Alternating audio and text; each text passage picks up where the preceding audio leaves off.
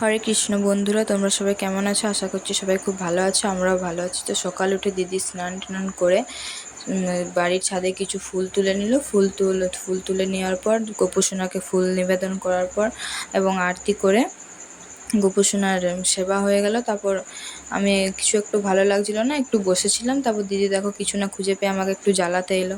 জ্বালাতন করার পর আজকে দুপুরের লাঞ্চটা সিম্পলই ছিল। দুপুরের লাঞ্চ টাঞ্চ করে একটু একটানা ঘুম দিয়েছিলাম দিদি আর আমি। তো দিদি ঘুম থেকে কখন উঠেছে আমি জানি না, উঠে নিজেই কখন জাম মাখা করেছে, আমাকে একবারও ডাকেনি, একবারও বলেনি।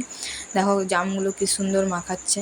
জাম মাখা করার পর জাম মাখা হয়ে গেছে। জাম মাখা করার পর নিজে খেয়েছে একা একা, আমাকে তো বলেনি একবারও। তা ওর মুখের রিয়াকশানটা দেখে হয়তো তোমরা বুঝতেই পারছো জামটা কেমন হয়েছে।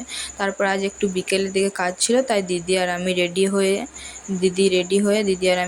একটু বেরিয়ে পড়লাম। বেরিয়ে টোটো ধরে নিলাম।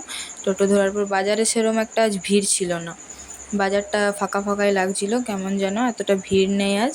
তারপরে এই দোকানটাতে জানো তো খুব সুন্দর সুন্দর পাখি পাওয়া যায়। তারপর আমার একটু চপ পকোড়ি খেতে ইচ্ছে করছিল, তাই আমি নিলাম। আর দিদির একটু চাউমিন খেতে ইচ্ছে করছিল, তাই দিদি চাউমিন নিল। চাউমিনটা চলে এলো, দেখো দিদি চাউমিন এবারে চাউমিনটা খাবে। তারপর লাস্টের দিকে এক কাপ চা নিয়ে ব্লগটা যেখানেই শেষ করছি।